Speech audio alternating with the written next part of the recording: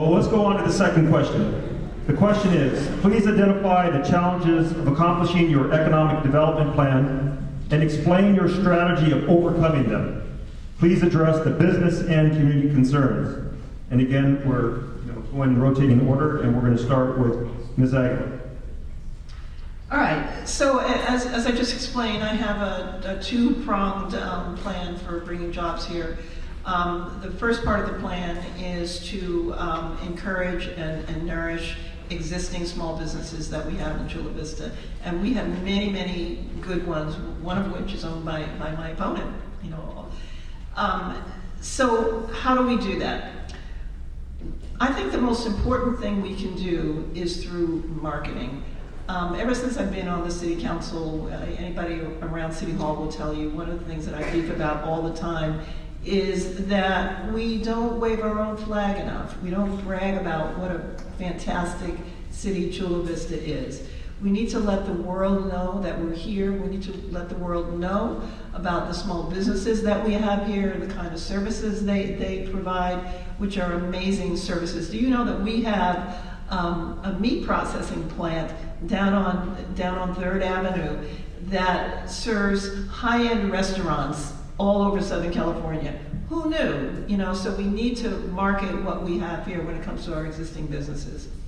When it comes to attracting a university here, I've been working with Shirley Weber, who's an assembly member in the state legislature who represents Eastern Chula Vista, in bringing Cal State campus to Chula Vista. We've been talking about a Cal Poly. A Cal Poly would be great because Cal Poly is the kind of place where you get training in actual jobs.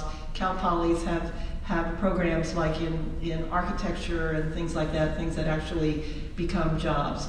So I'm working actively on doing that with Assemblymember Weber, and it's something that I bring up all the time in my one-on-one meetings with the city manager. And these are my two highest priorities as a council member, to do better marketing and to bring a public 4-year university to South Bay. Question number 2, Mr. Smith. Yes. Well, let's talk about marketing for a moment. By the way, my background is in my undergraduate degrees in economics, and I have a law office now.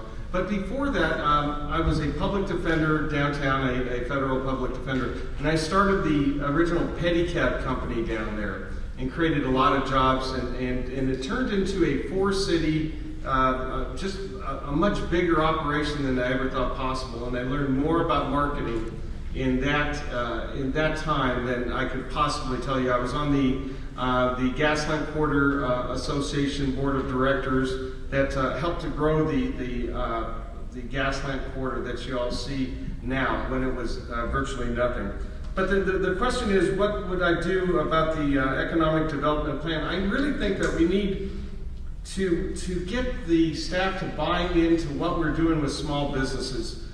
Every day when I operate my small business, I really think about marketing every day, and I really think about all the businesses in Chula Vista that need exposure, like Ms. Aguilar was saying, that need, Eastlake needs to know that they can get just everything they need right here in Chula Vista.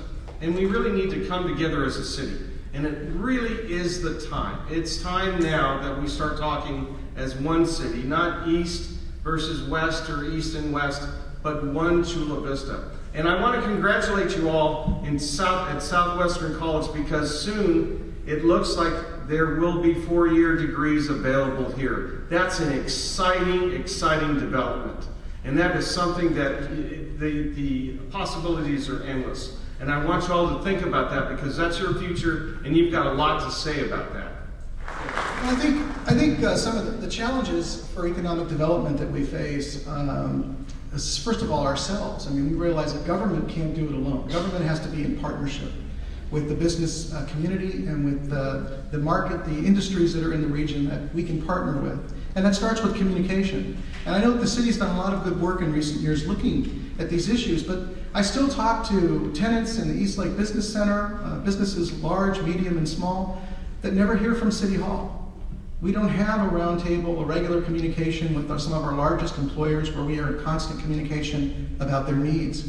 And that needs to happen. It has to go beyond marketing. And I agree, we have to do more to market the community to potential investors and to the region for political support in moving things forward. But we have to set the table by the regulations and the land use decisions that we make. We have to stop being in a hurry sometimes and protect commercial and industrial land use designations and not take the bait to change them to residential because it's a quick way to make a short-term buck rather than being patient for the longer-term investment. I think that sometimes the biggest challenge we face is our own community, is not dreaming, setting the bar high enough, and buying the subtext in the region that don't you know your Chula Vista, don't you know your place, you really can't attract certain things or do certain things. And I think we need to get out of that mindset. We need to dream big, we need to be bold, but we need to do more than market. We need to set the table. We need to change policies and practices so that they become more accommodating to investors that can bring jobs to this community. And we need to not always be in a hurry and see things in the short term, but we have to look at the long-term investments and act accordingly. Thank you very much.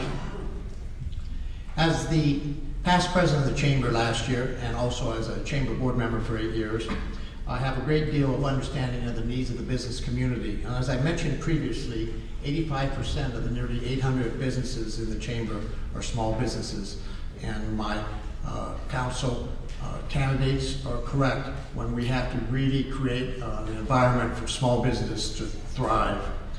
One of the biggest factors, and it was mentioned briefly, but I really want to focus on it because it does make a difference, is that on a daily basis, it's been documented that nearly 83,000 residents in the city of Chula Vista leave Chula Vista to work elsewhere.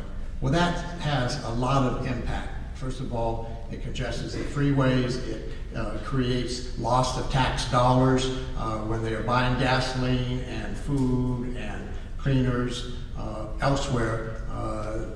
The sales tax income for Chula Vista is next to last of the 18 cities in San Diego County. So not only do we want to have jobs in Chula Vista, we want people to live, play, and work in Chula Vista, bring those dollars back. And the other corollary of benefit of living in Chula Vista is promoting family values, because you're able to go to your child's soccer game or other activities. And so we need to reverse that trend and not have so many people working elsewhere. We need to, and I think my colleagues up here are running for offices, but the 3 offices will agree that the Millennia Village is an excellent project that's going to create jobs and advance the Bayfront, which we all are supportive of.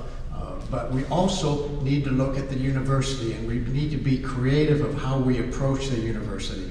As you know, my father was the founder of Southwestern College, and as a lifelong educator, the quality of life in a community is dependent upon high quality of education. And quite frankly, we need to strive and work to do that and make a difference. These efforts of the Bayfront, the Millennia Village, and the university are job generators, and we have to work full-time. And as your mayor, I pledge to do that on a daily basis. It's not a part-time job, it's a full-time job to make a difference.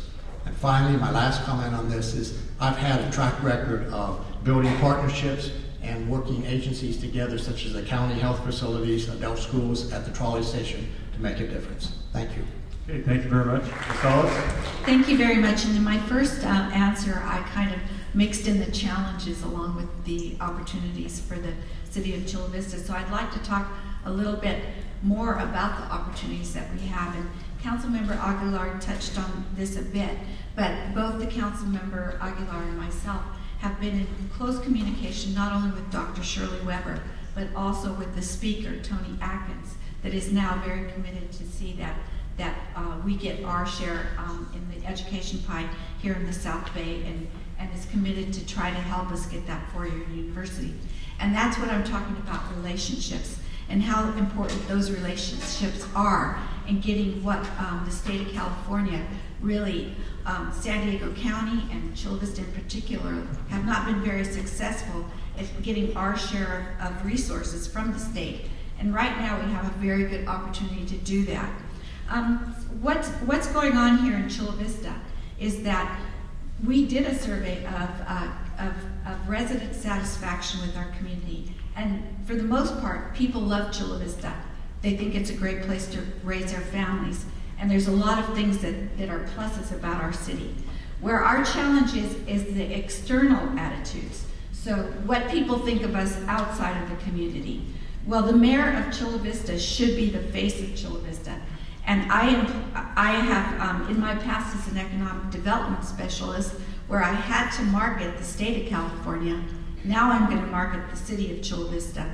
And it's going to be a lot easier to do because we're more flexible in what we can do to reduce business costs, to streamline our processes. But it's absolutely critical that you have a mayor that can talk to those businesses and get them interested, and to be able to show them just how much variety we have in housing stock, what we have in resources to offer. And so it's going to be very, very important that we beef up our communications department, and that we do partner with our business partners. And I hope they can help us in that. I hope that they can be partners with us to get the message out of how great Chula Vista is. So I have to say that, you know, the Chamber is an organization that needs to grow beyond what it's doing right now. It's served us well in the past, but we really need to raise the bar on the level of sophistication and things that our chamber can do. I'm sorry, Ms. Salas, I'm going to have to interrupt you, but you can continue that thought and an opportunity for follow-up or rebuttal. Thank you very much. But I did have a comment that I wanted to make. And one thing that's very important as mayor, and this is a critical area, if you look at the resume that I have accomplished, isn't the positions that I've been in, but the fact that what I have accomplished in those positions to make a difference. It's called leadership and experience, and it's called making a change and building partnerships, having communication skills, and being the face of the city to be able to be known and represent that community. And that's the skill set that I offer, that I bring to this table, that I'm so excited about, because this is an opportunity. We must change the face of Chula Vista to bring those jobs and get this university here. And as a lifelong educator, 38 years, including an assistant superintendent and as a principal of a high school, as an educator, we will make that change. Okay, thank you very much. And one candidate remains. Would you like to have a follow-up rebuttal opportunity? 1 minute? No, thank you. Okay, thank you.